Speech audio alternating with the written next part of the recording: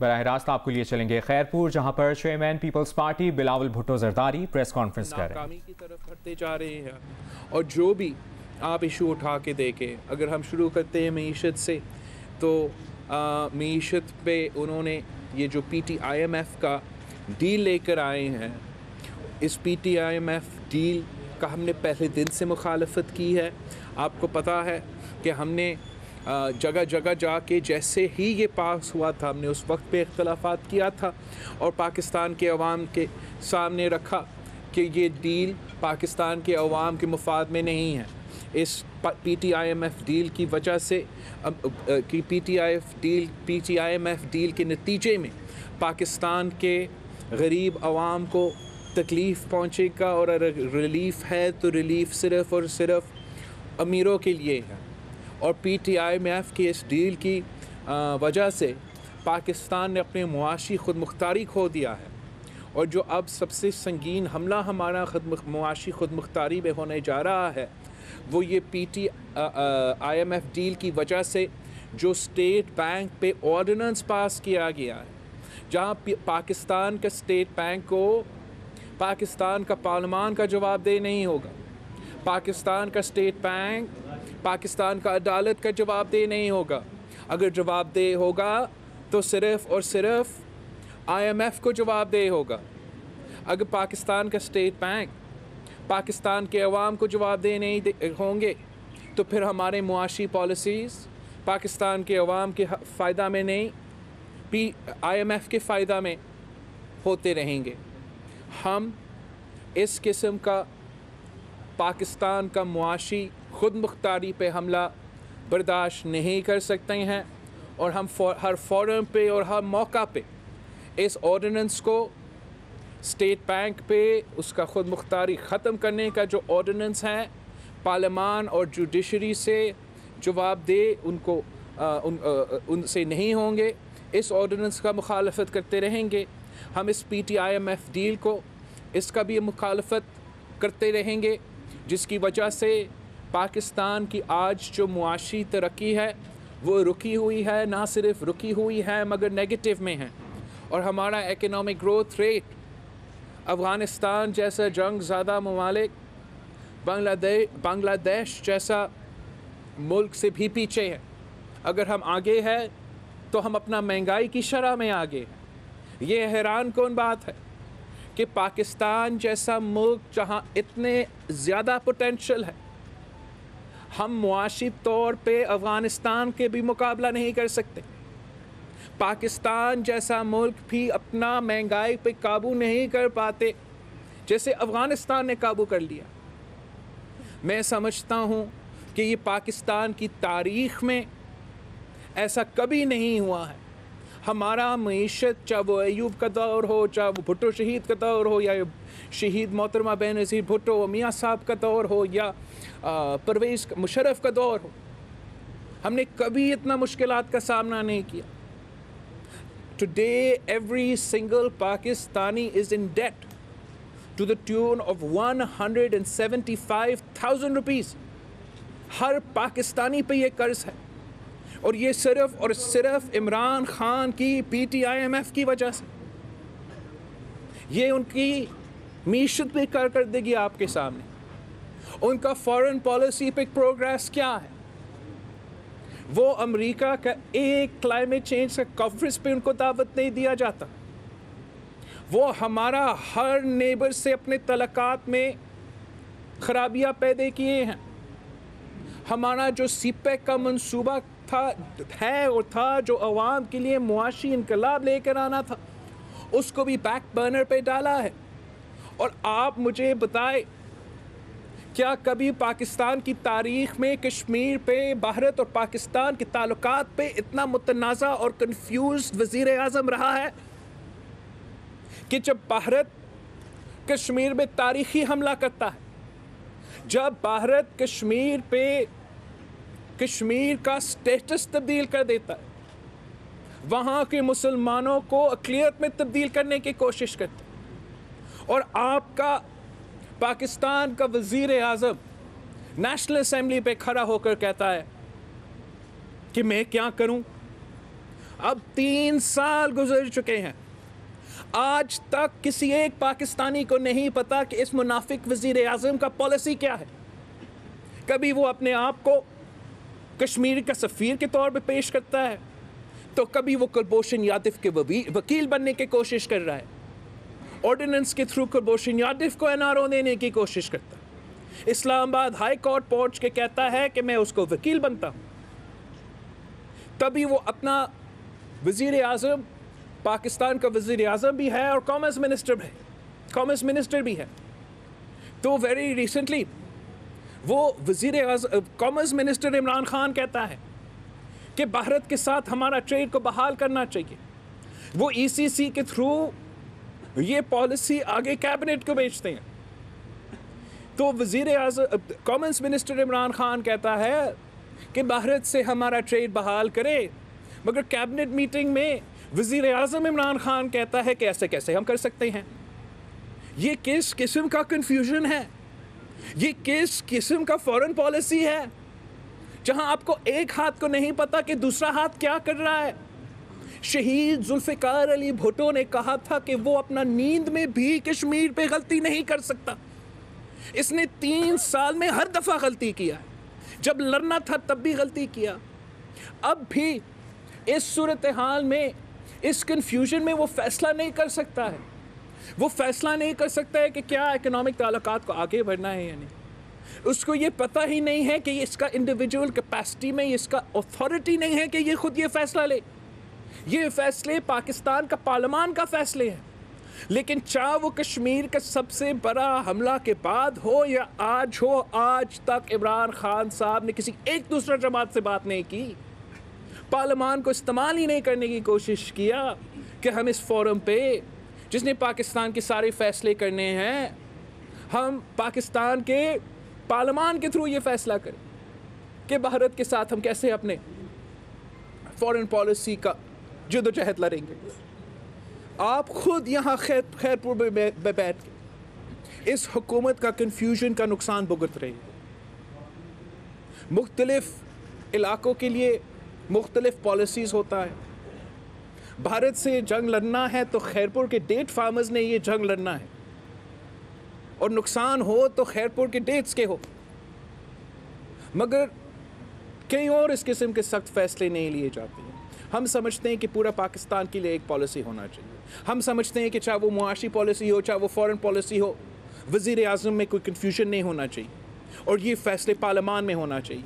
मगर अफसोस के साथ इस वज़ीर आज़म को जो हम पे मुसल्लत किया गया है, इसमें वो सलाहियत नहीं है कि वो हमारा मईशत चलाए, हमारा फॉरेन पॉलिसी चलाए, हमारा मुल्क चलाए। लेकिन इसकी ये खुद खुशकिस्मती है कि जब वो इतना कमज़ोर विकेट पे आ चुका था, जब वो नेशनल असेंबली में एक्सपोज हो चुका था, उसका मेजॉरिटी एक्सपोज हो चुका था कि मेजॉरिटी है ही नहीं, हिल गया था पूरा का पूरा हुकूमत। उनका उल्टी गिनती शुरू हो चुका था। आप उसी दिन फैसला करते कि पंजाब में नो कॉन्फिडेंस आ रहे हैं और उसके बाद नेशनल असेंबली में नो कॉन्फिडेंस आ रहा है, तो इमरान खान गया, कठपुतली निज़ाम गया, बुज़दार गया, पूरा का पूरा सेटअप वाज गोइंग बैकिंग। मगर अफसोस के साथ कि अब सेनेट इलेक्शन से लेके आज तक पता नहीं कितने दिन गुजर चुके हैं, सिर्फ पाकिस्तान पीपल्स पार्टी हुकूमत का अपोजिशन कर रही है। सिर्फ पाकिस्तान पीपल्स पार्टी पीटीआई कठपुतली सरकार का मुखालफत कर रही है, चाहे वो पंजाब में हो, चाहे वो वफाक में हो। बाकी जो हमारे अपोजिशन के दोस्त हैं वो तो अपोजिशन से अपोजिशन ही कर रहे हैं, और हम समझते हैं कि इसका जो फ़ायदा है वो सिर्फ़ और सिर्फ इमरान खान को हो रहा है। और ये अपोजिशन का नाकामी है कि हम अब तक कौम के सामने इमरान खान का ये कोशिश, हमारा स्टेट बैंक का खुद मुख्तारी छीनना, इसको हमने एक्सपोज कर सके। इमरान खान का मुनाफिकत जहाँ तक कश्मीर की पॉलिसी है वो एक्सपोज नहीं हो सका। वो इसलिए कि हमें सब अपना आपस के छोटे मोटे इश्यूज़ को साइड पे रख के हुकूमत को फोकस में रखना चाहिए और हुकूमत का मुखालफत करना चाहिए। ये पाकिस्तान पीपल्स पार्टी का पहले दिन से कोशिश था और मैं इसी कोशिश में लगा रहूँगा कि हम पूरा ऑपोजिशन का फोकस इस नालायक नाअहल कठपुतली हुकूमत पे दे। कुछ इस हुकूमत की वजह से पूरा पाकिस्तान परेशान है। इस हुकूमत के मुआशी पॉलिसीज़ की वजह से हर पाकिस्तानी आज मुश्किल में है और अगर हम उनके मसाइल हल करने की कोशिश नहीं करेंगे तो नुकसान ही नुकसान होगा। आप सबका बहुत शुक्रिया। जी शाहिद साहब और टीवी ये फरमाइए कि एक बात ये आ रही है कि पीडीएम का जो इत्तेहाद है उसके लिए पीपल्स पार्टी की क़यादत ने अब मरियम नवाज के जो हंगामा खेज बयान हैं उससे हटकर हमजा शहबाज से रब्ते का फैसला किया है, शहबाज शरीफ से रब्ते का फैसला किया है, ऐसा कुछ है? देखो, एक तो मैं एब्सोल्युटली क्लैरिफाई करना चाहूँगा कि मुस्लिम लीग नून का जो क़यादत है और कौन होगा क्या है वो पूरा उनका फ़ैसला है और जो भी वो नामज़द करेंगे हम उनसे बात करेंगे, चाहे वो मरियम शरीफ साहिबा हो, चाहे वो हमजा शहबाज हो, चाहे वो शहबाज शरीफ हो, चाहे वो मियाँ साहब ख़ुद हो। वो उनका अपना जमात का अपना फ़ैसला है और इस बात में कोई हकीकत नहीं है कि हम किसी लड़ाई में पढ़ना चाहते हैं। बिल्कुल ये बात दुरुस्त है कि शहबाज शरीफ साहब नेशनल असम्बली में कायदे हिज़्ब इख्तिलाफ़ है, हमजा शहबाज साहब पंजाब असम्बली में कायदे हिज़्ब इख्तिलाफ़ है, काफ़ी देर से वो जेल में रहे हैं। हमें ज़रूर पार्लिमानी पॉलिटिक्स करते हुए कायदे हिज़्ब इख्तिलाफ़ के साथ राब्ता रखना पड़ेगा, रखेंगे भी सही, लेकिन ऐसे कोई जो आप कह रहे हैं ऐसे कोई सच नहीं है। खान मोहम्मद साहब के लिए बिस्मिल्लाहिर्रहमानिर्रहीम, बड़ी मेहरबानी आपकी बिलावल साहब। छोटे थे तो हमने देखा था आपको और जेल के दरवाजे पे बेगम साहबा के साथ आप जब आते थे तो मैं लेके वहाँ से आया था, वो मेरे छोटे फोटो भी आपके थे। मैं यहाँ प्रेसिडेंट प्रेस क्लब का इलेक्ट हुआ हूँ, आपको भी मुबारक थी। मेहरबानी आपकी। तो मैं प्रेस क्लब की तरफ से आज आपकी आमद पे बहुत ही खुश हुआ हूँ और साफ ही खुश है। मैं आपको बहुत शुक्रिया, पहली थैंक यू। जुल्फ़िकार अली भुट्टो का ये जो किला था खैरपुर, उसमें आप जैसे नौजवान जो है शहीद जुल्फ़िकार अली भुट्टो के बाद बेनज़ीर साहब आई और बेनज़ीर साहबा के साथ इसी घर पे आपकी तशरीफ़ आवरी जो है हमारे लिए बहुत ही नेक शुरू होगी। और मैं आज इस तवज्जुह से कि क्योंकि नासिर शाह साहब भी बैठे हुए हैं, तो प्रेस क्लब के लिए बहुत ही अरसे से कोई ग्रांट हमें नहीं मिली थी, तो वो हमारे नासिर शाह साहब ने आज हमें 50 लाख रुपए की ग्रांट जो है खैरपुर प्रेस क्लब की खुशखबरी दिए कि उस पर आपका शुक्रिया अदा करना चाह रहा था। और दूसरी बात यह है कि जो खैरपुर डिस्ट्रिक्ट है सर, खैरपुर डिस्ट्रिक्ट पूरे सिंध का बड़ा डिस्ट्रिक्ट है, इसमें रेगिस्तान भी है, पहाड़ी भी है, और ये पहाड़ी बेल्ट में जो है अरबों रुपए का जो पत्थर है और कीमती पत्थर जो है वो कोई उस पर कोई काम नहीं हो रहा है। वहाँ पर बेजा लोग बाहर से आए हुए हैं, वो करोड़ों की जो है अपना पत्थर निकाल के लेके जा रहे हैं और गवर्नमेंट सिंध को कोई भी 1 रुपया भी जो है उसकी मद में नहीं आ रहा है। तो मेरी ये ख्वाहिश ये थी और अर्ज़ ये था कि वहाँ गैर कानूनी तरह से जो कुछ खैरपुर की आमदनी जो ज़ाया हो रही है उस पर सिंध गवर्नमेंट को तवज्जो देनी चाहिए। दूसरी गुजारिश ये थी जो आपने डेट की बात की, तो खजी का फसल इस दफ़ा जो कोरोना की वजह से हमें बहुत ही अच्छा रेट मिला, क्योंकि बाहर से कोरोना की वजह से खजी नहीं आई। मगर इस नालायक गवर्नमेंट ने ये किया हुआ है कि इस खजी जो है हमारे पास वाफर मकदार में होती है, जिससे हम बैनुल-अक़वामी अपनी करेंसी लेके आते हैं, मगर इन लोगों ने फिर खजी बाहर से मंगाना शुरू कर दी है। तो हमारा ये फसल जो है गरीबों का फसल जो है उसके रेट डाउन हो जाते हैं, डाउन हो जाते हैं। इसमें मेहरबानी करके इस तरफ तवज्जो जरूर। एक तो बहुत मुबारक हो, आप अपना प्रेस क्लब के इलेक्शन जीत चुके हैं और नासिर शाह साहब का जिम्मेदारी है कि हर प्रेस क्लब को ओन करे और मिल के काम करे, कि मैं उम्मीद करता हूँ कि आपके साथ भी मिल के काम करेगा। मुझे भी इस बात की बहुत खुशी महसूस हो रहा है कि हमें ये मौका मिला है। वैसे हम खैरपुर आते रहते हैं, लेकिन यहाँ आना और आपसे मिलना का भी बहुत खुशी महसूस हो रहा है।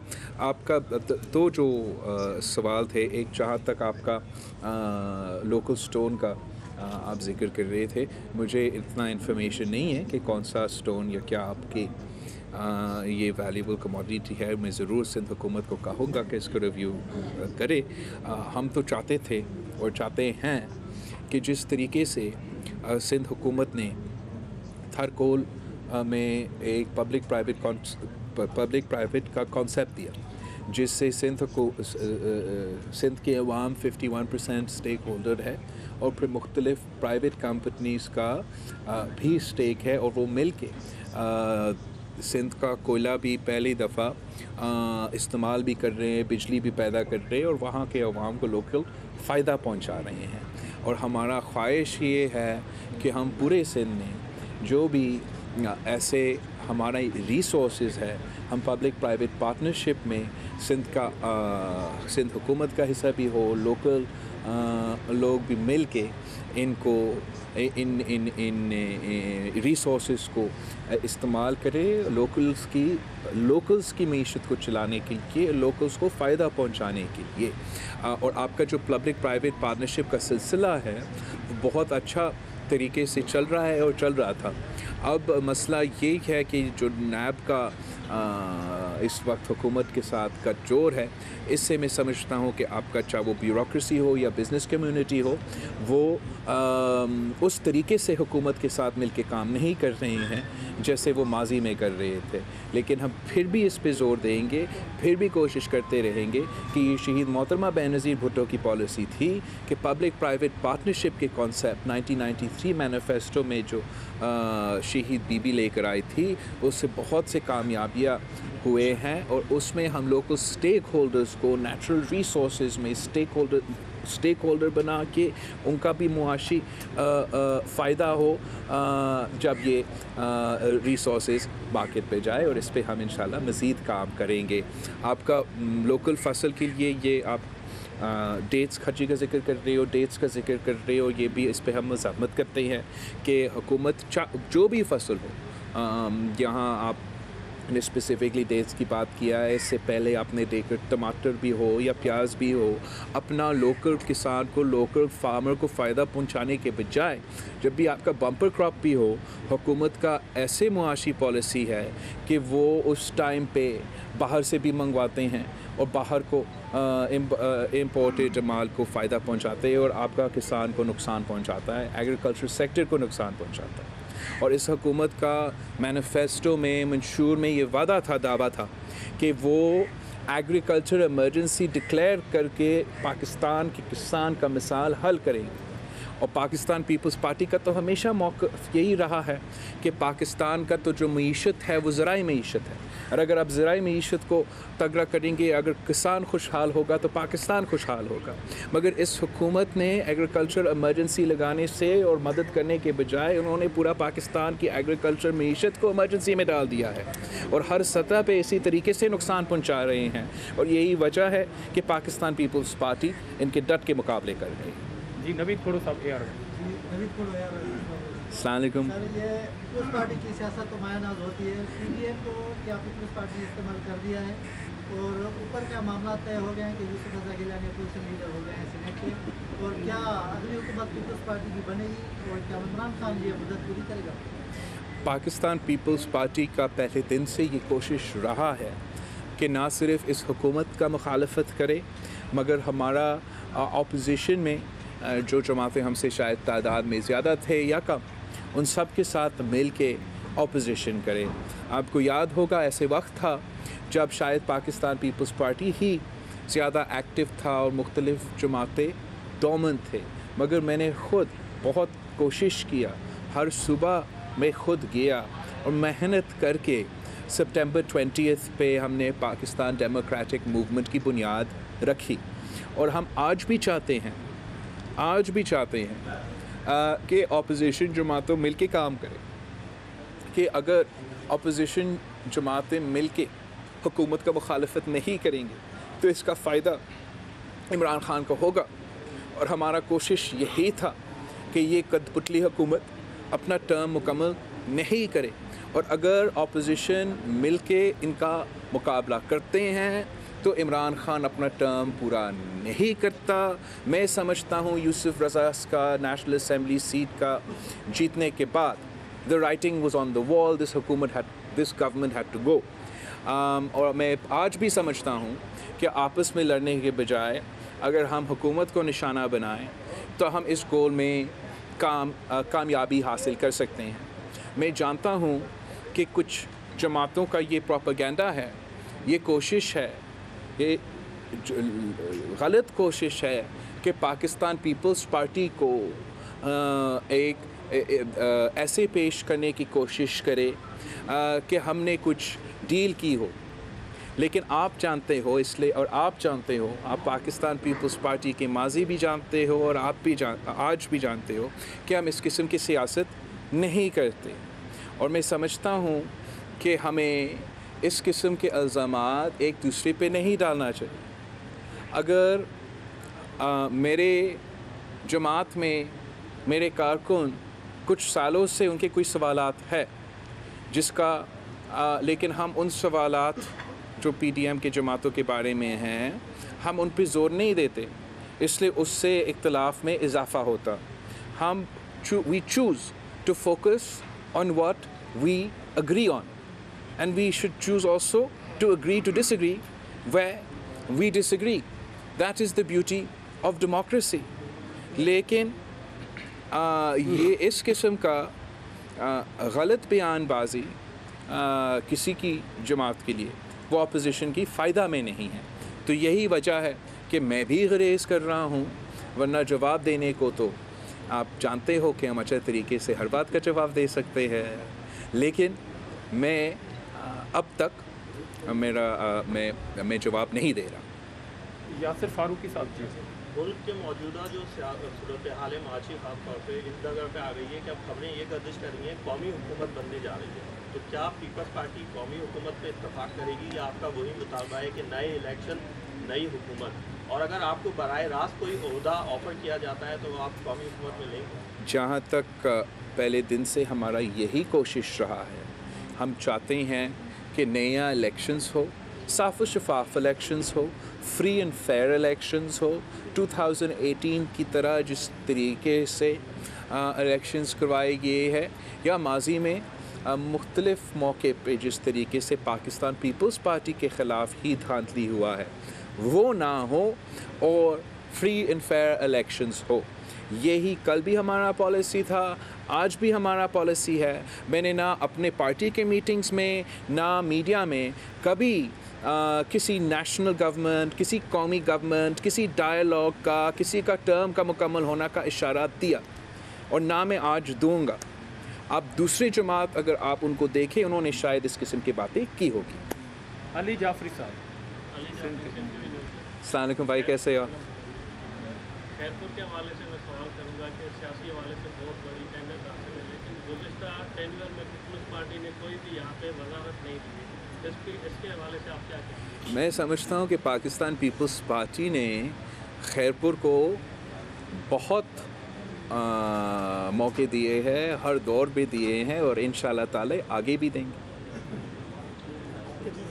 जी सनाउल्लाह साहब, तो आखिरी सवाल है। मेहरबानी, बहैसियत general secretary press club Khairpur, मैं आपको अपने सदर की तरह यहाँ जिलानी हाउस खैरपुर में आप पहली मरतबा आए, मैं आपको खुशामदीद कहता हूँ। उसके साथ साथ जो है ना मेरा ये सवाल है, ये जो पीडीएम में शामिल 8 जमायतों ने आपका जो नुमाइंदा है जो सेनेट में अपोजिशन लीडर है उसको तस्लीम करने से इनकार कर दिया है। तो ऐसी सूरत हाल में ये यूसुफ रज़ा गिलानी साहब जो है सेनेट में अपोजिशन का रोल कैसे प्ले कर सकते हैं? और ख़ास तौर पर पीडीएम में एक जमायत है नून लीग, उसका आपके ऊपर शदीद दबाव है इस्तीफ़ा के हवाले से। तो 5 अप्रैल को जो आपकी पार्टी का सीईसी का जो इजलास होने जा रहा है, तो क्या उसमें ये अपना नुक्ता उसमें इजलास में शामिल रखेंगे या नहीं रखेंगे? कल आपने जैकबाबाद में भी ये अपना तकीद की थी कि मौलाना फजल रहमान को हम मनाने में कामयाब हो जाएंगे, तो वो बातें जो है ना वो मनाने की किस हद तक पहुँची? तो मैं नहीं समझता हूँ कि किसी को मनाने की ज़रूरत होना चाहिए। हमने ये पाकिस्तान डेमोक्रेटिक मूवमेंट का इत्तेहाद हुकूमत का मुखालफत के लिए बनाया था, इस्टेब्लिशमेंट का सियासत में मुदाखलत के ख़िलाफ़ बनाया था, इदारों को अपना अपना किरदार अदा करने के लिए बनाया था, और हम सब बराबरी के साथ इक्वल्स के तौर पे मिल के काम करने के लिए बनाया था। मैं समझता हूँ कि मौलाना फजल, मैं उम्मीद करता हूँ कि जल्द ही मौलाना फजल रहमान साहब सेहतयाब हो जाएगा ताकि हमारा मुलाकात के मौका हो, और उसमें वो जो पाकिस्तान डेमोक्रेटिक मूवमेंट का सरबराह है, तो पाकिस्तान डेमोक्रेटिक मूवमेंट का सरबराह पे बहुत अहम ज़िम्मेदारी है कि वो अपने इत्तेहादियों को साथ रखे और किसी एक जमात का साइड नहीं ले। और मैं जानता हूँ कि मौलाना फजल रहमान साहब का बहुत सीनियर सियासतदान है, बहुत उसके पास एक्सपीरियंस है, और वो छोटी मोटी जो आप जमातों के इख्तिलाफ़ राय हो सकते हैं, उसकी वजह से अपना इत्तेहाद को नुकसान नहीं पहुंचाने देंगे। जहाँ तक मुस्लिम लीग नून की बात है, वहाँ भी आज भी मेरा वही तजवीज़ है कि ज़रा सा एक हौसले के साथ और कूल टेम्परामेंट के साथ वो अपना सियासत करे। मुझे मेरे कुछ पाकिस्तान पीपल्स पार्टी के दोस्तों को ऐसे लग रहा है कि शाहिद यूसुफ रज़ा गिलानी की जो कामयाबी है, जितना वो इमरान ख़ान साहब को हज़म नहीं हुआ, वैसे वो हमारा कुछ नून लीग के दोस्तों को हज़म नहीं हुआ। तो ऐसे नहीं होना चाहिए। हम खुश होते हैं जब नून लीग कोई बाई इलेक्शन जीतती है, तो नून लीग को भी खुश होना चाहिए कि पाकिस्तान पीपल्स पार्टी की कामयाबी पे खुश होना चाहिए, और हमें छोटे छोटे जेलसीज़ की वजह से इतना बड़ा मकसद जिसके लिए हम इकट्ठे हुए हैं उसको नुकसान नहीं पहुंचाना चाहिए। और हर वक्त हर मौके पे आर या पार के सियासत नहीं चलता। आपको बड़ा संजीदगी के साथ और ठंडा दिल के साथ फ़ैसले लेने चाहिए, ताकि जो पाकिस्तान में हमारा ग्रेटर कॉज़ है जमहूरियत की बहाली का, जो हमारा ग्रेटर कॉज़ है फ्री और फेयर इलेक्शंस का, जो हमारा ग्रेटर कॉज़ है कि अवाम जो इस वक्त महंगाई, बेरोज़गारी और गुर्बत में फिस रहे हैं, हमने उनको बचाना है। ये सारी चीज़ें हमारा आपस के छोटे मोटे जेलसी से ज़्यादा अहमियत रखते हैं। तो मैं आज भी उम्मीद रखता हूँ कि मौलाना फजल रहमान साहब as President PDM will play an impartial role, a serious role, a responsible role in creating unity amongst the opposition, if they indeed intend to challenge the PTI government in Punjab and in the centre. Thank you. Thank you. Sorry. Sir, आज CEC का इजलास था इस्तीफों के मामले पर। जी, कल हमारा CEC के इजलास होना था इस्तीफ़े के मामले पर, मगर कल रात लेट मौके पे सेनेट का इजलास तलब किया गया है, जिसकी वजह से थोड़ी देर के लिए हमारा CEC जो है वो पोस्टपोन हो चुका है। मगर हमारा CEC का इजलास ही वो अप्रोप्रिएट फोरम है जहां हम, चाहे वो इस्तीफ़ा का इशू हो या मुख्तलिफ इश्यूज़ हो या सियासी सूरत हाल हो, वहाँ पाकिस्तान पीपल्स पार्टी सारे फ़ैसले लेंगे, और वही फोरम है जहाँ हर पाकिस्तान पीपल्स पार्टी का अहदेदार का हक़ है कि वो अपना राय या मौके पार्टी के सामने रखें। Thank you. Thank you. Thank you very much.